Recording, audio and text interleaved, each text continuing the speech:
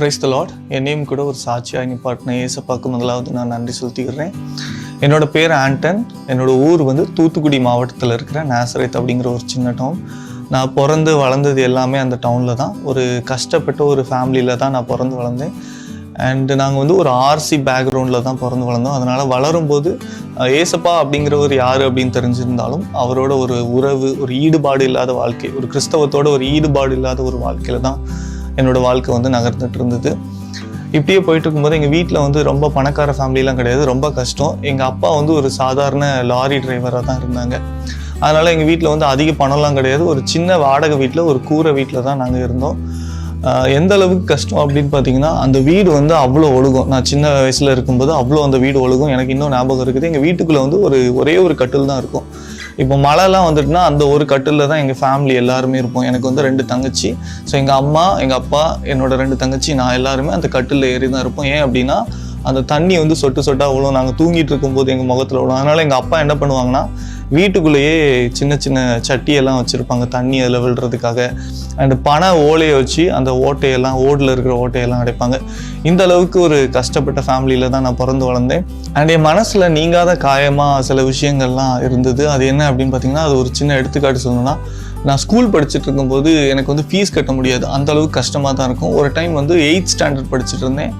அப்போது என்னோடய பிரின்சிபல் கூப்பிட்டு, இந்த இயரே முடிய போகுது, நீ இன்னும் ஃபீஸ் கட்டலையா அப்படின்னு சொல்லி என்னை அடித்து வீட்டுக்கு அனுப்பி விட்டாங்க. நான் வீட்டுக்கு வரேன். எங்கள் அம்மாட்ட ஏம்மா ஃபீஸ் கட்டினா தான் ஸ்கூலுக்குள்ள விடுவேன்னு சொல்லி பிரின்சிபல் அடித்து என்னை அனுப்பி விட்டாங்க அப்படின்னு சொல்கிறேன். எங்கள் அம்மா ஃபீஸ் எவ்வளோ அப்படின்னு கேட்டாங்க. நான் 150 ரூபா அப்படிங்கிறேன். அப்போ எங்கள் அம்மா வீட்டுக்குள்ளே ஃபுல்லாக தேடுறாங்க. அங்கே இருக்கிற அந்த சில்லறை, சின்ன சின்ன தாள், 10 ரூபா 20 ரூபா எல்லாத்தையும் தேடி எங்கள் அம்மா ஒரு அமௌண்ட் சேர்த்து அதை எண்ணுறாங்க. எனக்கு இன்னும் ஞாபகம் இருக்குது. எங்கள் வீட்டில் அன்றைக்கி இருந்த மொத்த அமௌண்ட்டே 153 ரூபா. அதில் அந்த 3 ரூபாயை எடுத்துகிட்டு எங்கள் அம்மா அந்த 150 ரூபாய் எடுத்து என் கையில் கொடுத்து, நீ போய் படி அப்படின்னாங்க. அதை எனக்கு வாங்கக்கூட மனசு இல்லை. அம்மா அப்போ நம்ம சாப்பாட்டுக்கு என்ன பண்ணுறது அப்படின்னு கேட்குறேன். எங்கள் அம்மா, இல்லை நீ போய் படி இதை கட்டி அப்படிங்கிறாங்க. அப்போ நான் அந்த 150 ரூபாய் எடுத்துக்கிட்டு ஸ்கூலுக்கு போல் நேரே நாசரேத் தூய யோவான் பேராலயம் அந்த சர்ச்சுக்குள்ளே போய் ஆல்டரில் அந்த 153 ரூபா சில்லறையை வச்சுட்டு பயங்கரமாக நான் தேம்பி அழுறேன். ஏன்னு தெரில, ஏசப்பாட்ட நான் அழுதுகிட்டே இருக்கிறேன். ஒரு அரை மணி நேரம் அதில் அழுதுகிட்டே இருந்தேன். ஏசப்பா, ஏன் வாழ்க்கை மட்டும் இப்படி இருக்குது? என் கூட படிக்கிற எல்லாருமே நல்லா இருக்கிறாங்க, நான் மட்டும் ஏன் இவ்வளோ கஷ்டப்பட்டுட்டு இருக்கிறேன்? ஒரு ஃபீஸ் கூட என்னால் கட்ட முடியலையே அப்படின்னு பயங்கரமாக அழுகிறேன். அதில் உட்காந்து அழுதுகிட்டே இருக்கிறேன். கொண்டு போய் மறுபடியும் என்னோடய ஃபீஸையும் கட்டினேன். ஆனால் அந்த டைமில் எங்கள் அம்மா எனக்கு ஒன்றே ஒன்று சொல்லி தருவாங்க. என்ன சொல்லுவாங்க அப்படின்னா, டெய்லி நைட்டு நீ ப்ரேயர் பண்ணிட்டு போடு. என்ன ப்ரேயர் பண்ணணும் அப்படின்னா, ஏசப்பா எங்கள் அப்பாவுக்கு ஒரு நல்ல வேலை கிடைக்கணும், எங்கள் குடும்ப சூழ்நிலை மாறணும் அப்படின்னு எங்கள் அம்மா சொல்லி தருவாங்க. எனக்கு ஆண்டவர் கூட எந்த ஒரு டச்சும் கிடையாது, எந்த ஒரு லிங்க்கும் கிடையாது. பட் நான் டெய்லியும் முழங்கால் போட்டு ஒரு நிமிஷத்துக்கும் குறைவாக தான் அந்த ப்ரேயரை பண்ணுவேன். என்ன பண்ணுவேன்னா, ஏசப்பா எங்கள் குடும்ப சூழ்நிலை மாறணும், எங்கள் அப்பாவுக்கு ஒரு நல்ல வேலை கிடைக்கணும் அப்படின்னு டெய்லியும் நான் அந்த ப்ரேயரை பண்ணிவிட்டு அப்படியே தூங்கிடுவேன். இப்படியே போயிட்டு இருந்து வாழ்க்கை. நான் ஒரு 8th ஸ்டாண்டர்ட் முடிக்கிற ஸ்டேஜில் எங்கள் அப்பாவுக்கு எங்கள் சொந்தக்காரங்க ஒருத்தங்க மூலமாக துபாய் போகிறதுக்கான ஒரு வாய்ப்பு கிடச்சிது. எங்கள் அப்பாவும் துபாய் போனாங்க. எங்கள் குடும்ப சூழ்நிலை கொஞ்சம் கொஞ்சமாக மாற ஆரம்பிச்சுது. பட் எனக்கும் கடவுளுக்கும் அப்படிங்கிற லிங்க் ரொம்ப கம்மியாக தான் இருந்தது. இப்படி போயிட்டு இருக்கும்போது நான் 10th ஸ்டாண்டர்ட் படிச்சுட்டு இருந்தேன். 2010 ஜனவரி 1ஆம் தேதி இயேசு விடுவிக்கிறார்ல அந்த வாக்குத்தத்த கூட்டம் நடந்துட்டு இருந்தது. அந்த கூட்டம் நடந்துட்டு இருக்கும்போது நான் அந்த ப்ரேயருக்கு வந்திருந்தேன். லாஸ்ட்டில் மோகனங்கள் யாரெல்லாம் தங்களுடைய வாழ்க்கையை ஆண்டவருக்கு ஒப்பு கொடுக்குறீங்களோ அவங்களாம் முன்னாடி வாங்க அப்படின்னாங்க. நான் ஸ்டேஜுக்கு ஓரத்தில் ஒரு இடத்துல போய் நானும் நின்றுட்டு அன்னைக்கு நான் ஒரு டெசிஷன் எடுத்தேன். என்ன டெசிஷன் எடுத்தேன் அப்படின்னா, ஓகே, இன்னையிலேருந்து என் வாழ்க்கையில் நான் டெய்லியும் பைபிள் வாசிப்பேன், டெய்லியும் ப்ரேயர் பண்ணுவேன். இது ஒரு ஒழுங்கான கிறிஸ்தவ வாழ்க்கை அப்படின்னு நான் நினச்சி ஒரு டெசிஷன் எடுத்துட்டு அதை நான் பண்ணிகிட்டே இருந்தேன். ஆனால் என்ன ஆண்டவருக்குள்ளே வளர்க்குறதுக்கு யாரும் இல்லை அப்படிங்கிறதுனால என்னுடைய வாழ்க்கை இப்படியே மூவ் ஆகிட்டு இருந்தது. பட் ஏதோ ப்ரேயர் பண்ணுவேன், பைபிள் வாசிப்பேன் டெய்லியும். பட் ஆண்டவருக்கும் எனக்கும் எந்த ஒரு டச்சுமே, ஒரு ஃபீல் இல்லை அப்படிங்கிற மாதிரியே ஃபீல் பண்ணிட்டு இருந்தேன். அக்டோபர் 17, 2010 நாசரத்தில் கல்லூரி கூடுகை அப்படின்னு இயேசு விடுவிக்கிறார் யூத்ல இருந்து நடத்துனாங்க. அந்த மீட்டிங் நான் அட்டன் பண்ண போயிருக்கிறேன். என் ஃப்ரெண்டு தான் ஒரு பையன், நான் அட்டன் பண்ணுறதாவே இல்லை, ஆனால் என் ஃப்ரெண்டு ஒரு பையன் என்னை ஒரு ரோட்டில் நான் போயிட்டு இருக்கும்போது என்னை மறித்து என்னை கூட்டிகிட்டு போயிட்டான். நான் அந்த மீட்டிங் அட்டன் பண்ண போகிறேன். மீட்டிங் நடந்துகிட்டே இருக்குது. எனக்கு எந்த ஒரு ஃபீலுமே இல்லை. நார்மலாக உட்காந்து எல்லா மீட்டிங் அட்டன் பண்ணுற மாதிரி அந்த மீட்டிங்கும் பார்த்துட்டு இருந்தேன். அப்போ ஸ்டேஜில் அதில் ஒரு அண்ணன் டான்ஸ் ஆடிட்டு இருந்தாங்க. அந்த அண்ணனை பார்த்த உடனே ஏதோ ஒரு விஷயம் அந்த அண்ணனுக்குள்ளேருந்து என்னை பாதிச்சுது. நான் ஒரு மாதிரி ஃபீல் ஆகிட்டே இருக்குது அந்த அண்ணனை பார்க்கும்போது. அந்த அண்ணன் வந்து கீழே இறங்கி வந்தாங்க லாஸ்ட் ப்ரேயருக்கு. அந்த அண்ணன் என் பக்கத்தில் நிற்கும்போது அந்த அண்ணனுக்குள்ளே இருந்து ஏதோ ஒரு விஷயம் என்னை வந்து டச் பண்ணிது. நான் பயங்கரமாக அழுதேன். அந்த இடத்துல அழுதுகிட்டே இருந்தேன். எனக்கும் ஏதோ ஒன்று ஃபீல் ஆச்சுது. அந்த ப்ரேயர் மீட்டிங் அப்படியே முடிஞ்சிட்டுது.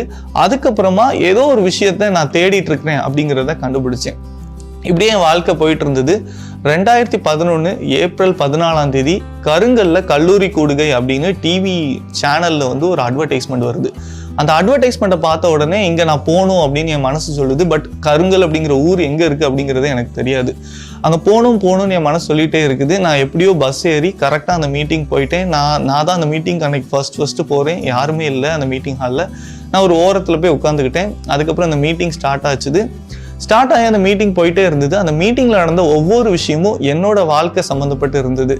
அப்போ அந்த மீட்டிங்கில் வந்து பிரசங்கம் ஆரம்பிக்குது. பிரசங்கத்தை நான் பயங்கரமாக கவனிச்சுட்டு இருக்கும்போது ஒரு சத்தம் என் காதில் கேட்டுது. என்ன சத்தம் அப்படின்னு பார்த்தீங்கன்னா, Anton still I love you அப்படின்னு ஒரு சத்தம் கேட்டுது.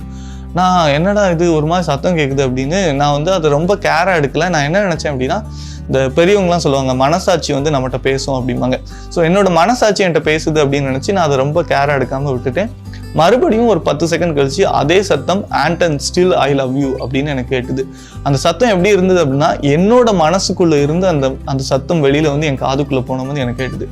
அந்த சத்தத்தை கேட்ட உடனே எனக்கு ஒரு மாதிரி பயமாயிட்டுது. அந்த இடத்துல எனக்கு ஒரு மாதிரி வேர்வெல்லாம் வந்துட்டுது. அப்போ நான் என்ன யோசிக்கிறேன் அப்படின்னா, ஓகே என்னுடைய மனசாட்சி தான் என்கிட்ட பேசிட்டு இருக்கு அப்படின்னு யோசிக்கிறேன்.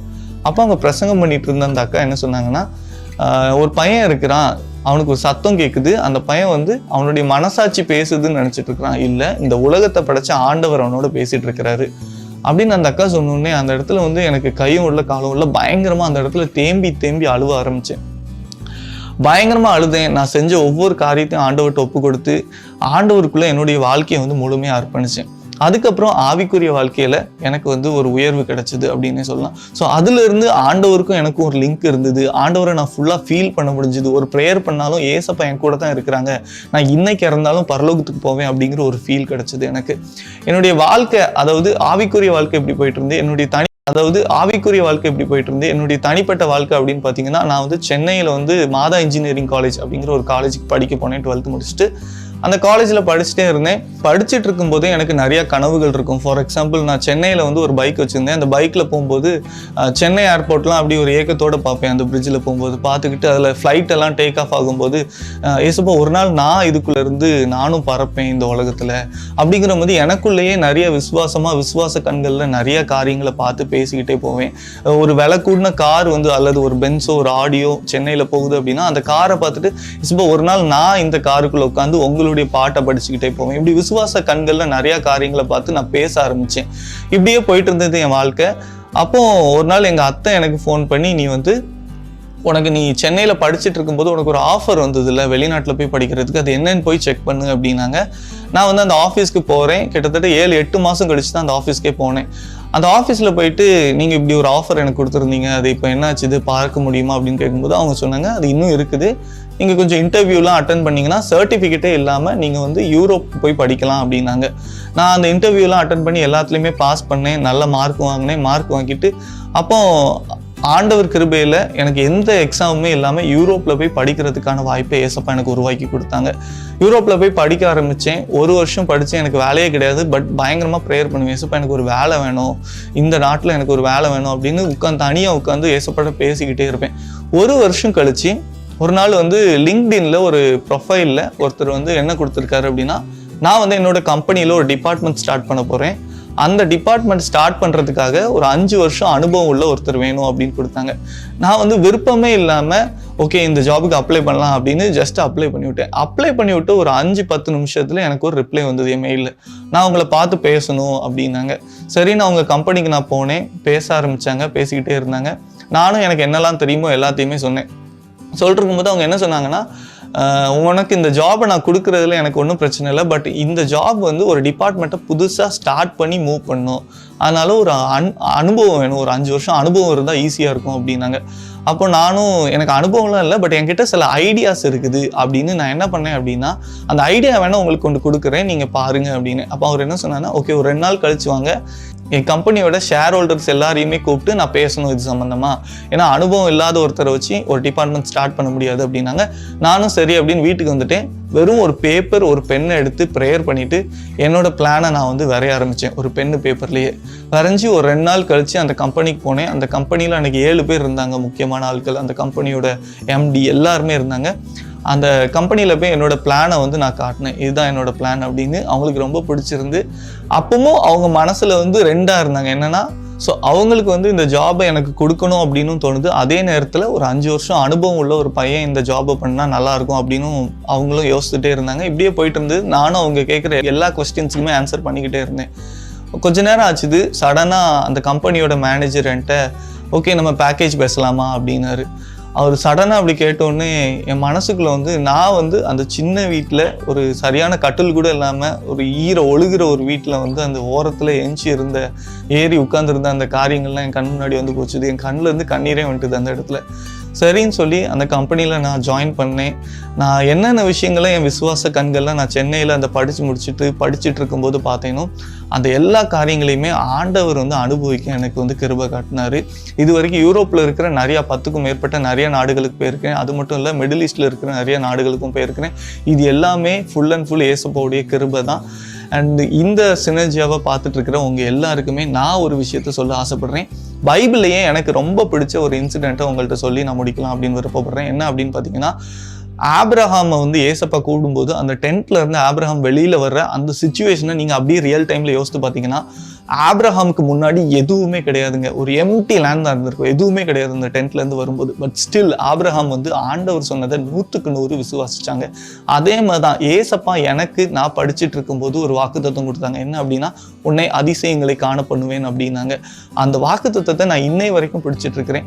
அன்னைக்கு ஏசப்பா உன்னை அதிசயங்களை காண பண்ணுவேன் அப்படின்னு சொல்லும்போது நான் சென்னையில் ஒரு ஓரத்தில் பைக் ஓட்டிக்கிட்டு போயிட்டு இருந்தேன்.